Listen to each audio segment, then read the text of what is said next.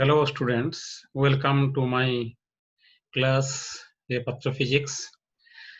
Today's topic is force on a current carrying conductor placed in a uniform magnetic field. We know that a moving charge in a magnetic field experiences a force. Now electric current in a conductor is due to the drifting of free electrons in a definite directions in the conductor. When such a current carrying conductor is placed in a uniform magnetic field, each free electrons experiences a force. Since the free electrons are constrained in the conductor itself experiences a force. Hence, a current carrying conductor placed in a magnetic field experiences a force. मतलब एक जो current carrying conductor है तो magnetic field में हम लोग रखते हैं तो उसको फोर्स मिलता है। क्यों फोर्स मिलता है उसको ना? करंट जब सॉलिड कंडक्टर की बात होता है, electric current means drifting of the free electrons opposite to the direction of the electric current. And when this conductor is placed in magnetic field, that means the electrons they are drifting within the magnetic field. तो electron drifting means moving charge particles. तो moving charge particle को force मिलता है. तो इसमें जितना free electrons है जो which are drifting during this electric current, all they experience force. Since all these free electrons are within this conductor, therefore the conductor also experiences a force. मतलब electron इसका अंदर में है, जितना फ्री इलेक्ट्रॉन से अगर सबको फोर्स मिल रहा है तो कंडक्टर के अंदर में फ्री इलेक्ट्रॉन्स है. टोटल जो फोर्स मिल रहा है that is force experienced bye the current carrying conductor when it is placed in magnetic field. अभी कितना फोर्स मिलेगा ये हमको निकालना है. तो एक्सप्रेशन फॉर फोर्स, उसके लिए कुछ पैरामीटर हम लोग लेंगे. Let us consider conductor of length L and the area of cross section A placed at an angle theta to the direction of the uniform magnetic field B. Practically, this theta angle is the angle between the drift velocity and the B, not between the current element and the B. Here, this theta is the theta angle करके in this way रखा हुआ है.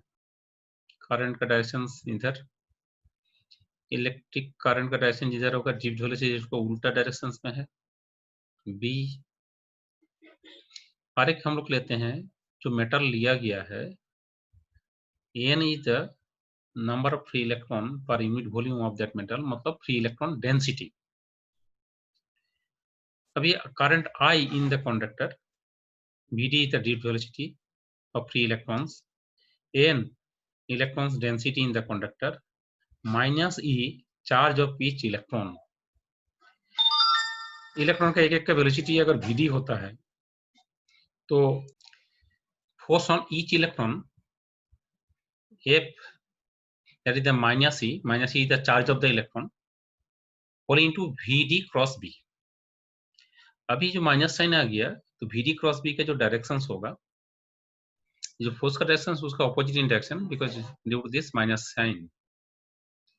Vd cross B अगर हम लोग करते हैं Vd this direction cross B, तो clockwise cross product that is perpendicular to the plane and inwards. तो इलेक्ट्रॉन को एक्चुअली फोर्स मिलेगा, इसमें जो डायरेक्शन मिल रहा है उसको उल्टा डायरेक्शन में. तो एक एक इलेक्ट्रॉन को फोर्स मिलेगा perpendicular to the plane which contains B and current element and outwards. क्यों? Vd क्रॉस का B का जो डायरेक्शन होता है इसमें minus e means actual direction of the force expressed by the each electron that will be the opposite in directions.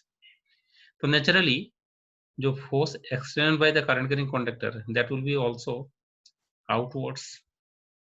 अभी देखते हैं वो फोर्स कितना है और उसका एक्सप्रेशन क्या होगा. There are n into a into L free electrons. क्यों ना? a into L is the volume of the conductor cross section into length, n is the number of electrons per volume. Therefore, total force F acting on the length L of the conductor is given by F vector equal to NaL into force experienced by each electron. It is the number of free electrons, force explain each electrons, जिसका value हम लोग पहले लिख चुके हैं, जिसका value हम यहाँ पर पुट करते हैं वैल्यू। इसके बाद हम लोग इसको थोड़ा रिएट करते हैं, NAE minus L into VD cross B. If IL represent the current element vector in the direction of the current flow, then the vector IL and VD will have opposite directions. मतलब इसमें L vector और VD vector opposite in directions. तो यहाँ पर हम लोग देख रहा हूँ minus L into VD vector. तो अगर हम लोग इसमें प्लस VD, L के ऊपर हम लोग एरो देते हैं तो हो जाएगा इसमें प्लस, मतलब this minus equal two plus VD into L vector, because IL current element का जो डायरेक्शन L का और VD का ऑपोजिट इन डायरेक्शंस। तो इन प्लेस ऑफ दिस हम लोग इसको लिख सकता हूँ, जैसे VD को बाहर निकल देते हैं, L को हम वेक्टर सिंबल देते हैं, then it will be the plus 1। तो ये ultimately force explain the conductor कितना हुआ, ENA VD, the brief velocity of the electrons, L cross B. Now we know NEA VD, that is nothing but the expression for electric current in terms of deep velocity. तो इसके बदले हम लोग I के value लिखेंगे यहाँ पर। तो फोर्स हो गया कितना ना, I into L cross B और IL cross B, in this वे भी लिख सकते हैं, इन दिस वे भी हम लिखते हैं IL क्रॉस B। अभी IL क्रॉस का B का जो डायरेक्शन देखा जाए in this figure diagram, IL का डायरेक्शन इधर होगा, अब B का डायरेक्शन हो गया इन दिस डायरेक्शन इधर B। तो IL क्रॉस B हम लोग ऐसे क्रॉस ले रहा हूँ, दैट इज एंटीक्लॉकवाइज ऑर्डर। तो फोर्स किधर होगा, that will be perpendicular to the plane and outwards. जब हम इलेक्ट्रॉन में हमको मिला था वही आउटवर्ड्स, इसमें भी हम लोग को एक्सप्रेशन मिला है जो force that will be the outwards.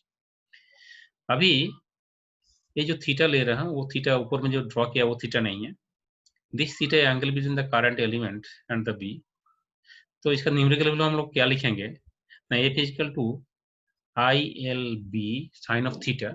याद रखने के लिए हम लोग पढ़ते हैं BIL sine theta, BIL, B is the magnetic field where current carrying conductor of length L, current I is placed, and theta is the angle between this vector। ऊपर में फिगर डायग्राम जो थीटा दिया हुआ है वो that is the angle between VD and B vector. In this case here जो theta नीचे जो हम थीटा लिख रहा हूँ, that will B this angle between the two vectors. तो इसमें इतना हो गया है, हम लोग को एक फॉर्मूला मिल गया है and that is very useful formula, इसका सेवरल यूज होता है। नेक्स्ट स्पेशल केसेस की बात किया जाए, अगर आप सोचते हैं जो कोई भी करंट कैरिंग कंडक्टर कोई भी मैग्नेटिक फील्ड में रख दिया जाए फोर्स मिलेगा, ऐसा बात नहीं है। अगर करंट कैरिंग कंडक्टर का और मैग्नेटिक फील्ड B के बीच में एंगल थीटा 0 डिग्री और 180 degree, that means that state conductor placed parallel और anti parallel to the magnetic field, at that time the force will be 0, क्योंकि BIL sin theta when theta 0 degree और 180 degree sin theta is 0 and it is the minimum value of the force। Force सबसे कम मिलता है कब, जब 0 मिलता है कब, when it is placed parallel।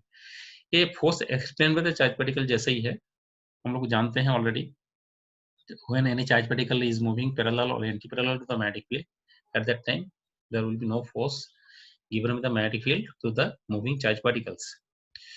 तो यही बात इसमें भी हो गया है, जो if the current carrying conductor is placed parallel or anti-parallel to the direction of magnetic field, the conductor will experience no force।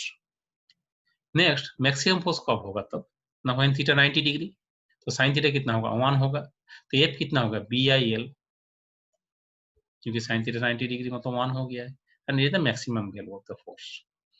तो मैक्सिमम वैल्यू कब होगा, when थीटा 90 डिग्री, और 0 डिग्री और 180 डिग्री थीटा जब होगा तब 0 होगा फोर्स।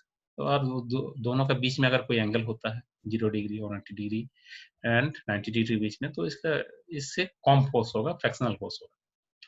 तो डायरेक्शन हम कैसे पता लगाएंगे, clearly the force F is always perpendicular to the plane containing L vector and B vector। Its direction can be determined by one of the following two rules। Right hand rule for cross product, ये हम लोग पहले भी देख चुके हैं, पढ़ चुके हैं, डिफरेंट प्लेसेस में हम लोग राइट हैंड रूल यूज करते हैं। इसमें हम लोग IL क्रॉस B लिख रहा हूँ, इसका राइट हैंड हम लोग का अगर जो कार्ल करे फिंगर, तो उसका जो कार्वेचर का जो order in this order that is anticlockwise order, then thumbs give the direction of the force, तो इसमें हम देख रहा हूँ एंटी क्लॉकवाइज, तो डायरेक्शन ऑफ द फोर्स हो गया आउटवर्ड्स। इसे एक आसान तरीका याद रखने के लिए क्रॉस प्रोडक्ट ऑर्डर देखिए, पहले IL उसके बाद B आएगा, तो किधर हो रहा है, क्लॉकवाइज ना anti clockwise. In this case IL cross B anti clockwise, तो फोर्स विल बी आउटवर्ड्स। अगर करंट को उल्टा कर दिया जाए तो IL क्रॉस B हो जाएगा इनवर्ड्स। जब क्लॉकवाइज होता है तो इनवर्ड्स होता है, डाउनवर्ड्स होता है, एंटी क्लॉकवाइज अपवर्ड्स होता है। कहीं भी क्रॉस प्रोडक्ट उसका डायरेक्शन बोलना बहुत आसान होता है। You always direction that is the perpendicular to the both vector, that is perpendicular to the plane which contains both vectors. लेकिन जब 90 डिग्री होता है, और एक रूल हम लोग ज्यादा पॉपुलरली यूज करते हैं, लोअर क्लास में स्टैंडर्ड 10 में भी यूज किया गया है, फ्लेमिंग्स लेफ्ट हैंड रूल। तो हम लोग का फ्लेमिंग्स लेफ्ट हैंड रूल में क्या होता है, हम लोग का 4 finger, middle finger and thumb, ये म्यूचुअली परपेंडिकुलरली अगर हम उसको स्ट्रेच कर ले, and the forefinger it gives the direction of the magnetic field, and I that gives the direction of the current or current element, then thumbs gives the direction of the force explained by that current carrying element। ये चीज को हम लोग इस तरह से सोच सकते हैं, left hand you have to take left hand and it is the direction of the, this is the forefinger direction of the magnetic field and it is the direction of the current element, then thumb gives the direction of the force explained by that current carrying conductor। In this way हम लोग लेते हैं, it is the Fleming left hand rule. आपको left hand लेना है, उसके बाद जो रूल मिलता है उसको करना होगा। नाउ हम लोग नेक्स्ट टॉपिक में चल जाएंगे, जो force between two parallel linear conductors carrying current. अभी हम लोग जो समझे उसी के बेसिस पे हम लोग निकल लेंगे, जो दो लीनियर पैरेलल कंडक्टर्स जिसमें करंट है, वो दोनों के बीच में फोर्स होता है। फोर्स का नेचर क्या होता है, अट्रैक्शन ना रिपल्सन होता है, और कितना होता है force. Let us C1 D1 and C2 D2 are two infinite long straight conductors carrying current I1 and I2 in the same direction. They are held parallel to each other at a distance r apart in the plane of paper. Magnetic field is produced due to the current through each conductor. Since each conductor is in the magnetic field produced by the other, therefore each conductor experiences a force। ये जो अभी अभी हम लोग बोले हैं, जो लिखा है ऊपर में, अब फिगर डायग्राम देखिए, it is better. There are two current carrying conductor. एक ही फिगर डायग्राम दो बार ड्रॉ किया गया, ऐसा नहीं, these are two different situation. एक ही सिचुएशन को समझाने के लिए दो बार ड्रॉ किया गया है। इसमें C1 D1 एक स्ट्रेट करंट कैरिंग कंडक्टर जिसमें current I1, C2 D2 another current carrying conductor जिसका करंट जिसमें है I2। They are separated by distance r। तो अभी जो I1, इसके लिए जो मैग्नेटिक फील्ड हम लोग देख सकता हूँ, ये सारा on the plane of the paper है, तो मैग्नेटिक फील्ड हो जाएगा in a plane which is perpendicular to the plane of the paper. तो इसमें मैग्नेटिक फील्ड लाइंस क्या होता है ना, कॉन्सेंट्रिक सर्कुलर फील्ड लाइंस होता है। इसमें भी हम लोग right hand thumb rule use कर सकता हूँ, राइट हैंड ग्रिप रूल। ये जो तार जो है ना, इसको हम लोग current carrying conductor right hand grip में ले लेते हैं। तो फिंगर्स का जो कर्ल होता है, that gives the, thumb represent the direction of electric current, then curl of the fingers और कर्वेचर ऑफ द फिंगर्स जिस ऑर्डर में होता है, that gives the direction of the field lines. In this case obviously this is the anti clockwise upward current जा रहा है। इसके लिए हम मैग्नेटिक फील्ड B1 हुआ है, B1 यहाँ पर हम लोग ड्रॉ करेंगे, यहाँ पर डायरेक्शन किधर होगा ना, tangent to this. That means in this case it is perpendicular to the plane of the paper and inwards, क्योंकि इनवर्ड्स हो रहा है।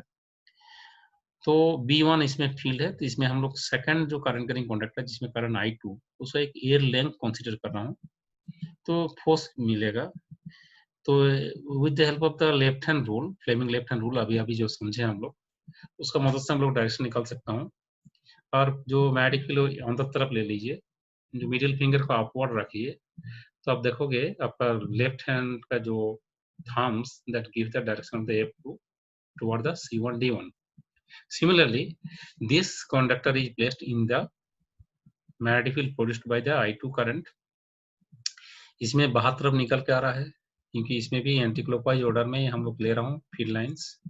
राइट हैंड जो ग्रिप रूल से हम लोग पता चलता है, तो यहाँ पर जो है ये बाहर तरफ निकल के आ रहा है, करंट अपवर्ड जा रहा है, और ये बाहर तरफ निकल के आ रहा है। इसमें भी आप लेफ्ट हैंड को पकड़ लीजिए, इसमें मिडिल फिंगर होगा upwards, and B2 that is the outwards, तो आपको जो thumb that will represent along the F1। तो इसमें क्या देख रहा हूँ हम लोग, जो जो C2 D2 में जो करंट एलिमेंट हम लोग एट पॉइंट P की हम ले रहे हैं, एक L लेंथ का करंट एलिमेंट, तो उसको फोर्स मिल रहा है तो वह C1 D1। जब C1 D1 में कोई L लेंथ का करंट कंडक्टर में ले रहा हूँ, तो उसको जो फोर्स मिल रहा है टुवर्ड द C2 D2, तो दोनों एक साथ में कंसीडर करेंगे तो हम क्या देख रहेंगे ना, एक एट्रैक्शनल फोर्स डेवलप हो रहा है। अभी हम लोग को मैथमेटिकली निकालना होगा ये फोर्स का वैल्यू कितना होगा, कौन कौन फैक्टर के ऊपर डिपेंडेंट है, और सारा जो है जो सिस्टम हम लोग लिए हैं, late us suppose that is placed in the free space. Magnetic field induction eight A point P on conductor C2 D2 due to the current I1 passing through the C1 D1 is, तो current I1 के चलते जो वहां पर जो B1 जो magnetic field होगा, हम लोग जानते हैं formula, that is mu naught by 4 pi 2 I1 by R।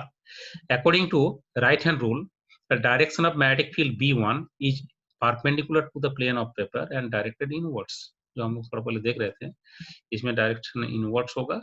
Value कितना होगा ना, इसमें I1 करंट के लिए है तो mu naught by 4 pi 2 I1 divided by R होगा। इसमें हम लोग इसे लेंथ ले लिए L, करंट इसमें I2, तो फोर्स कितना होगा जो हम लोग प्रीवियस जो डिस्कशन हुआ है, अकॉर्डिंग टू दैट हम लोग फोर्स मिल जाएगा। According to right hand rule, the direction of the magnetic field B1 is perpendicular to the plane of paper and directed inwards, as the current carrying conductor C2 D2 lies in the magnetic field B1, therefore the length L of C2 D2 will experience a force given by, तो जो force मिलेगा F2 मिलेगा B1 L2 I2 L, तो B1 के value तो हमको मिलेगा mu naught by 4 pi 2 I1 by R into I2 into L। Force per unit length कितना हुआ डिवाइड बाई L, तो फोर्स पर यूनिट लेंथ हो गया mu naught by 4 pi 2 I1 I2 divide by R। इसका unit होगा newton per metre. According to Fleming's left hand rule, the force F2 by L on conductor C2 D2 acts in the plane of the paper perpendicular to C2 D2 and directed towards C1 D1. Similarly, the conductor C1 D1 experience a force, कितना मिलेगा ना B2 I1 L। B2 का value कितना होता है mu naught by 4 pi 2 I2 by R into I1 into L, तो कितना हो गया ना mu naught by 4 pi 2 I1 I2 divide by R, that is equal to the F2 by L। क्या हुआ बात, इसके चलते यहाँ जो मैग्नेटिक फील्ड है उसमें फोर्स पर यूनिट लेंथ मिला कितना mu naught by 4 pi 2 I1 I2 divide by R। इसके लिए जो मैग्नेटिक फील्ड है उसको भी सेम मिला है। ये दोनों का डायरेक्शन देखो ऑपोजिट, दोनों का वैल्यू सेम। इसका मतलब here also it obeys the Newton's third law, every action has equal and opposite reaction. दोनों का वैल्यू सेम मिला हम लोग को। F2 बाई L जो मिला था F1 बाई L सेम मिला है, तो that is again establish the Newton's third law. इसमें करंट किसमें बहुत ज्यादा हो, करंट किसमें बहुत कम हो, कोई फर्क नहीं पड़ता है। इसमें दोनों के बीच में फोर्स इक्वल और ऑपोजिट होता है। Direction of the F1 perpendicular to C1 D1, एक पहले हम बात कर चुके हैं, आप फ्लेमिंग लेफ्ट हैंड रूल से निकाल लीजिए, directed towards C2 D2, hence C1 D1 and C2 D2 attract each other, therefore two linear parallel conductors carrying current in the same direction attract each other। ये हम लोग को पता चल गया, जो अट्रैक्शन होगा और फोर्स पर यूनिट लेंथ कितना होगा और इक्वल और अपोजिट होगा। अभी मान लीजिए हम दूसरा कैसे लेते हैं, सिचुएशन लेते हैं, if the current in conductor C1 D1 and C2 D2 are in opposite directions, they repel each other with the same force। अभी फिगर डायग्राम देखो, यहाँ पर C1 D1 जो करंट था वही है, अपवर्ड डायरेक्शन जा रहा है इसमें सपोज, तो उसके लिए मैग्नेटिक फील्ड देखिए यहाँ पर, इसमें at this point magnetic field is inverse. अभी D2 C2 इसमें करंट जा रहा है, इसका ऑपोजिट डायरेक्शन, इसमें I1 अपवर्ड्स तो I2 डाउनवर्ड्स।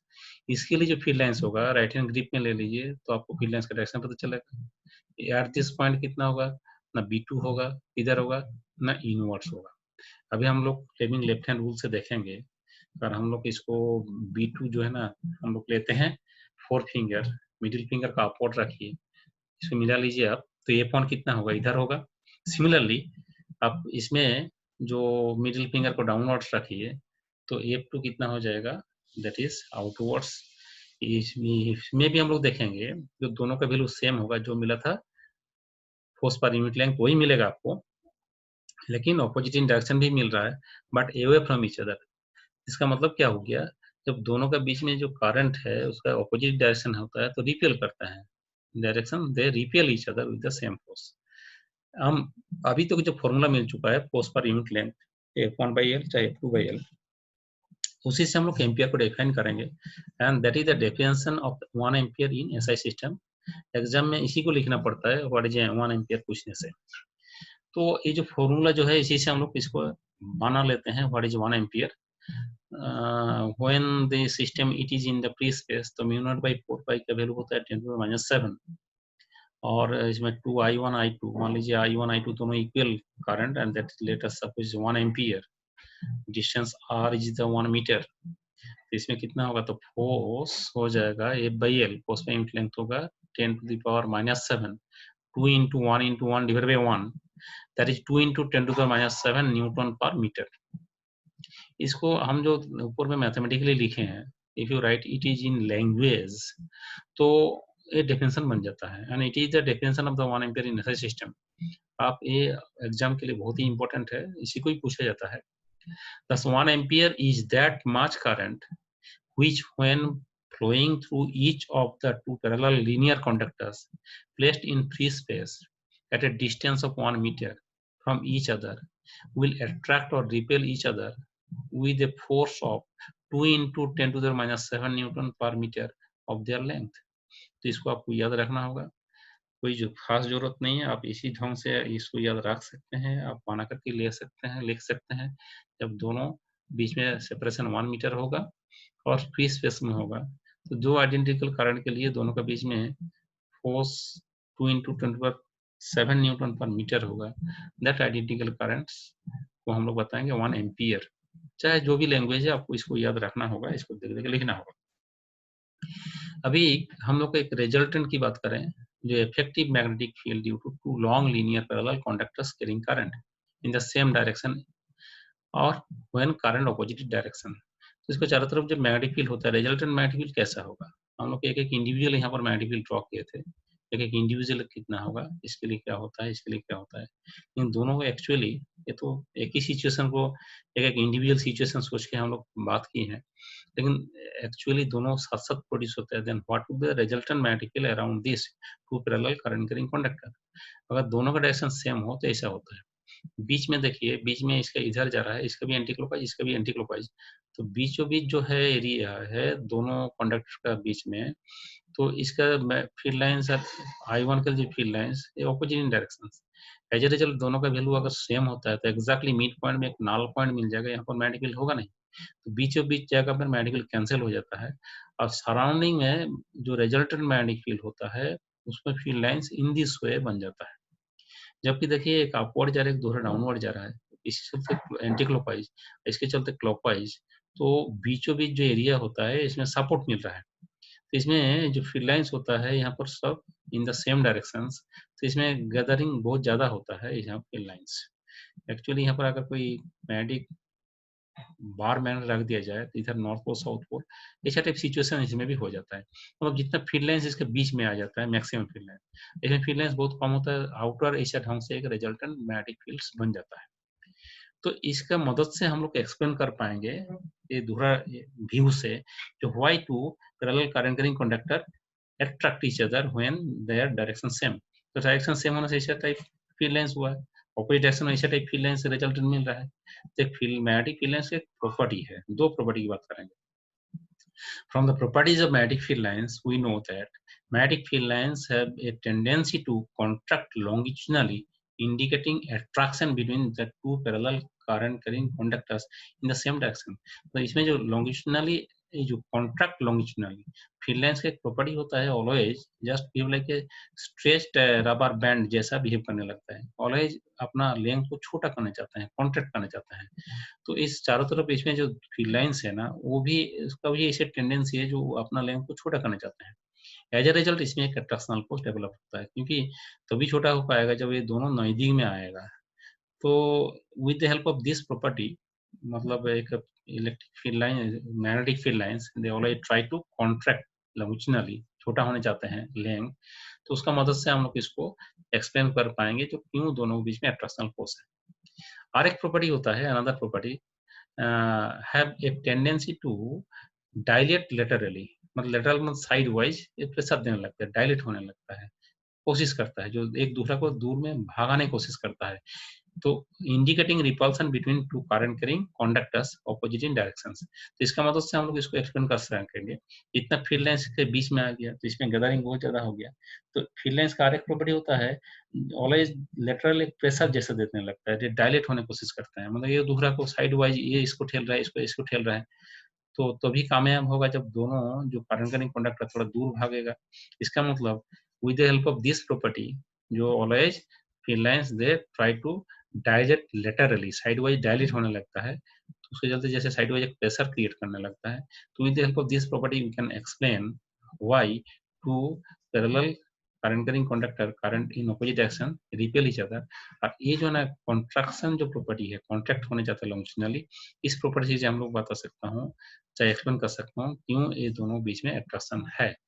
तो आज का लेसन इतना तक है, फिर हम लोग नया लेसन में आप लोग से भेंट करेंगे।